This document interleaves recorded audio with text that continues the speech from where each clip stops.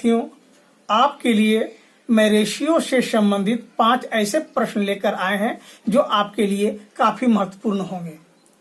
ये जो हम आपको रेशियो चैप्टर पढ़ा रहे हैं, इसमें प्रत्येक प्रश्न को हम पूरा डिटेल के साथ बताते हैं। आप जब मैथ को पूरा डिटेल से जान जाएंगे, बनाने के लिए सीख जाएंगे, तो आप किसी भी प्रतियोगिता परीक्षा में आराम से शॉर्टकट तरीके से बना लेंगे। लेकिन जब तक आप किसी भी मैथ को बेसिक नहीं जानेंगे, आप शॉर्टकट तरीका से नहीं बना सकते हैं। आप रटे रटाया हुआ शॉर्टकट मेथड से मात्र 10 या 20 दिन तक अपने पास याद रख सकते हैं। लेकिन जब आप किसी मैथ को पूरा उसका जड़ जान जाइएगा, पूरा बेसिक ज्ञान आपको पता हो जाएगा, तो आपको फिर शॉर्टकट ट्रिक से बनाने में ज्यादा तकलीफ नहीं होगा। इसलिए हम जो आपको मैथ बता रहे हैं, पूरा डिटेल्स बेसिक बता रहे हैं। इस बेसिक मैथ को आप जरूर से जरूर ध्यान दें। आपके सामने ये प्रश्न है, A/B बराबर 5/6, B/C 7/8 और C/D बराबर है 9/10। फाइंड आउट करना है आपको A/D। तो आइए सबसे पहले हम A, B और C का अनुपात फाइंड आउट करते हैं। A, B, C। ध्यान दें, A/B बराबर है 5/6 और B और C है आपका 7/8। तो B के सामने लिखेंगे 7, 8। अब इसको पहले मल्टीप्लाई कर लेते हैं। ध्यान दें, अंतिम वाले जो 8 अंक है, इससे सिर्फ 6 से मल्टीप्लाई करेंगे और 7 से 6 को और 5। आपके सामने प्रश्न नंबर 1 है, A/B 2/3, B/C 2/4 और C/D जो है 1/3 है। फाइंड आउट A/D करना है आपको। तो ध्यान देंगे, सबसे पहले हम क्या करेंगे, A, B और C अनुपात निकालेंगे। इस पर लिखेंगे A, B, C। A और B का अनुपात है 2/3। अब ध्यान दीजिए, B और C दिया हुआ है, तो B और C के सामने बैठाएंगे। B है 2, तो B के सामने 2 लिखिए, और C है 4, तो C के सामने 4 लिखेंगे। अब क्या करेंगे, ये अंत में जो अंक है, इसका मल्टीप्लाई सिर्फ 3 से होगा, यानी B का मल्टीप्लाई C का मल्टीप्लाई B से करेंगे। 4 को 3 से गुना करेंगे, 4 तिया 12 हो गया आपका। ध्यान रहे, अब 2 को हम क्या करेंगे, 3 से भी मल्टीप्लाई करेंगे और 2 से भी मल्टीप्लाई करेंगे। माने 2 को B और C, इसको इनसे मल्टीप्लाई करेंगे और फिर 2 से। इस प्रकार 3 दूना 6 और 2 दूना 4। ये हमारा निकल गया A/B/C। अब हमें D फाइंड आउट करना है, यहीं पर 1 बढ़ा देंगे, अनुपात D। तो ध्यान दीजिए, C और D देखिए, आपको दिया हुआ C और D 1/3, तो C के सामने 1 बैठाएंगे और D के सामने 3 बैठाएंगे। अब क्या करेंगे, अंत वाला अंक को जो है सिर्फ 12 से मल्टीप्लाई करेंगे। 3 को सिर्फ 12 से, यानी 12 तिया 36 हो गया। और 1 जो है ना, इसका मल्टीप्लाई होगा 12 से, 6 से और 4 से। तो देखिए, ये आपका 12, इसको इससे मल्टीप्लाई करेंगे 6, इसको इससे मल्टीप्लाई करेंगे 4, यानी 1 का मल्टीप्लाई हो गया आपका 12 से, और फिर 1 का मल्टीप्लाई हो गया आपका 3 से, और फिर 1 का मल्टीप्लाई हो गया 4 से। इस प्रकार हमें जो प्राप्त हुआ A/B/C/D। तो प्रश्न में कहा गया A और D, तो A और D ध्यान देंगे, A और D। A बराबर हो गया आपका 4 और D का आ गया आपका 36। अब इसको एक ही अंक से डिवाइड कर देते हैं, 4 एकम 4 और 4 9 36। इस प्रकार इस प्रश्न का आंसर 1/9 हुआ। नंबर 2 है, A और B एक फॉर्म में साझेदार है, वे लाभ को 3 और 2 के अनुपात में बांटते हैं।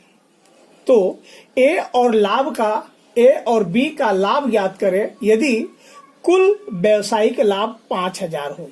ध्यान देंगे, यह प्रश्न अति महत्वपूर्ण है। A और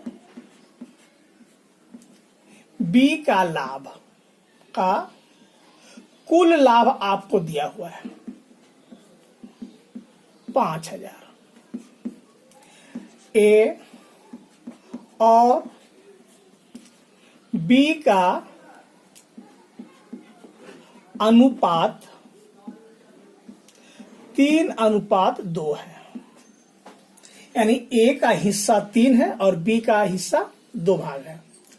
तो ए का लाभ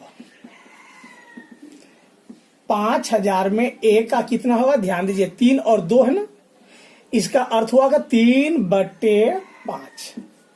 5 से डिवाइड कर देंगे 1,000। 3,000 रुपया ए का हुआ। बी का लाभ 5,000। बी का अनुपात है 2, लिखेंगे 2/5। 1,000 2,000, यानी ए का लाभ हो गया 3,000 और बी का लाभ हो गया आपका 2,000। ये हमारा आंसर हुआ। आपके सामने प्रश्न नंबर 3 है। 7,400 रुपया को एक्स, वाई तथा जेड में क्रमशः 2/3 अनुपात 5/8 अनुपात 1/4 के अनुपात में लाभ का विभाजन करें। यानी 7,400 रुपया को इस रेशियो में बांटना है, यानी एक्स, वाई और जेड का आपका रेशियो दिया हुआ है। ध्यान दीजिए ये अनुपात जो है ये बट्टा में है, तो 2/3, 5/8 और 1/4 है। ध्यान दे नीचे का जो अंक है वो सब अलग अलग अंतर में है, एक समान नहीं है। इसलिए इसे हम क्या करेंगे, अनुपात में बदलने से पहले, अभी तो ये बट्टा के रूप में है, तो इसको अनुपात में बदलने के लिए हम क्या करेंगे, नीचे का जो अंक है 3, 8, 4, इसका सबसे पहले हम एलसीएम निकालेंगे। तो हमारा एलसीएम जो है वो हमारा 24 होगा। 3, 8 और 4 का लघुत्तम यानी एलसीएम 24 होगा।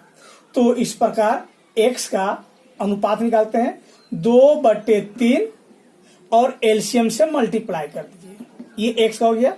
y का 5/8, अब मल्टीप्लाई करेंगे हम एलसीएम जो आया, फिर 1/4 और एलसीएम जो हमारा 4 आया।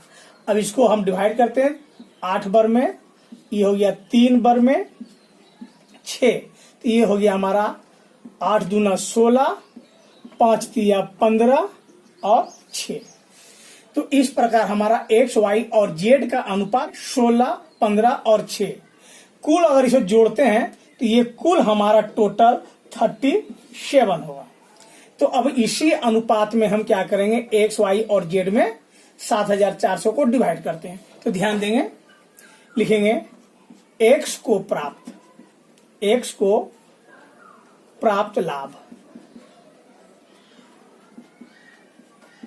यानी 7,400 टोटल रुपया है।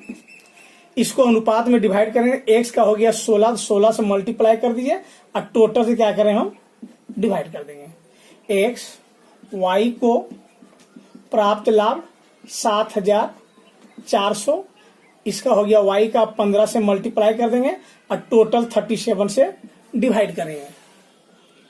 जरा आप ध्यान देंगे, जेड को प्राप्त लाभ, टोटल लाभ 7,400 है, जेड का अनुपात 6 है, टोटल आपका 37 दूना 74 होता है, यानी कि 16 दूना 3200 रुपया प्राप्त होगा। इसका होगा 3,000 और 37 दूना 74, 1,200 रुपया। तो 7,400 रुपया जब बांटे हम तो एक्स को प्राप्त हुआ 3,200, वाई को 3,000 और जेड को प्राप्त लाभ 1,200। यही हमारा आंसर हुआ। आपके सामने चौथा प्रश्न इस प्रकार से है। ए, बी और सी 3 साझेदार हैं जो अपनी पूंजी के अनुपात में लाभ का विभाजन करते हैं। ए की पूंजी 5,000 है तथा बी की पूंजी 2,500 रुपया है। यदि वर्ष 2020 में कुल लाभ 3,500 रुपया हुआ, यदि लाभ में सी का हिस्सा 1,500 रुपया था तो सी की पूंजी ज्ञात कीजिए। ध्यान दीजिए, यहाँ पर आपको तीनों पार्टनर का पूंजी नहीं दिया है, बल्कि ए का और बी का पूंजी दिया हुआ है और कुल लाभ 3500 रुपया है, जिसमें सी का हिस्सा 1500 रुपया है। हमें निकालना है सी की पूंजी। तो ध्यान दीजिए, हम सोल्व कर रहे हैं। ए प्लस बी प्लस सी का कुल लाभ कितना है? 3500 रुपया। 2020 में कुल लाभ इन्हें कमाया कितना? 3500 रुपया। सी अकेले 3500 रुपया में सी का हिस्सा कितना है? 1500। माइनस कर दीजिए, लेस सी का लाभ 1500 जब माइनस किए तो शेष लाभ बच गया आपका 2000 रुपया। ये 2000 रुपया किनका हुआ? ए और बी का। तो ए और बी का ये कुल लाभ हुआ। ए प्लस बी की लाभ 2000, तो सी का लाभ हुआ 1500। ध्यान देंगे, यानी ए और बी का कुल लाभ जब 2000 होता है तो सी का अकेले लाभ कितना हुआ? 1500 रुपया, जो दिया हुआ है सी का लाभ। तो हम लिखेंगे ए प्लस बी की पूंजी, जब ए और बी की कंबाइंड पूंजी, ध्यान दीजिए ए और बी का पूंजी, ए का पूंजी 5000 और बी का पूंजी 2500, यानी ए और बी का जब पूंजी 7500 रुपया है तो सी की पूंजी वाट, इस प्रकार हम निकालेंगे। वाट बराबर 7500 को मल्टीप्लाई करेंगे 1500 से। 80 की पूंजी निकालना है तो इसका 2000 से हम डिवाइड कर देंगे। इस प्रकार हमारा हो जाएगा ये 3 0, 2 0 1 0 कट गया। अब 2 से हम इसको डिवाइड कर देंगे। इस प्रकार इसको हम डिवाइड करते हैं तो हमारा टोटल 5625 रुपया आता है, यानी सी की पूंजी हमारा 5625 रुपया आंसर हुआ। संख्या 5, राहुल 7 दिनों में 100 रुपया कमाता है, शिवम 125 रुपया 10 दिनों में कमाता है, तो दोनों का अर्निंग अनुपात ज्ञात करें। दोनों का अर्निंग अनुपात ज्ञात कीजिए। तो देखिए, इसे सोल्व करते हैं, जरा ध्यान देंगे आप। राहुल 7 दिनों में 100 रुपया कमाता है, इसलिए एक दिन में 100/7 रुपया कमाता है, यानी 7 दिन में 100 रुपया कमाता, तो एक दिन में कितना हुआ? 100/7। इस प्रकार शिवम 10 दिनों में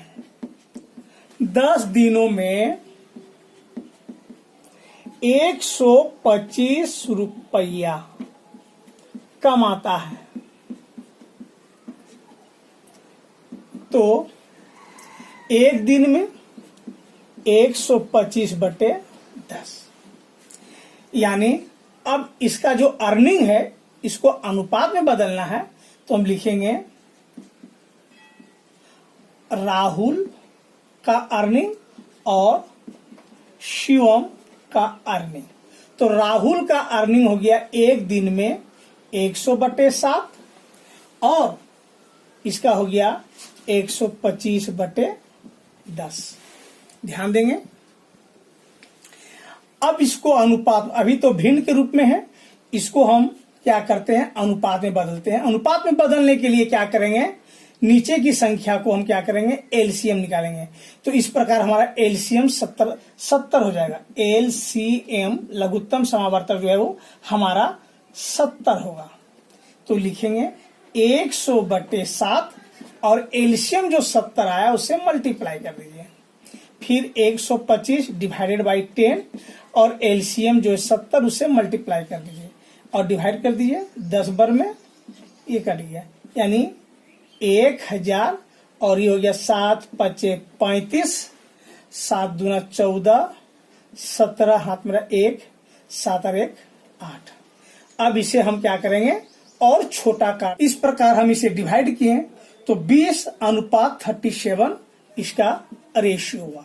इस प्रकार राहुल और शिवम का अर्निंग रेशियो 20:37 हुआ।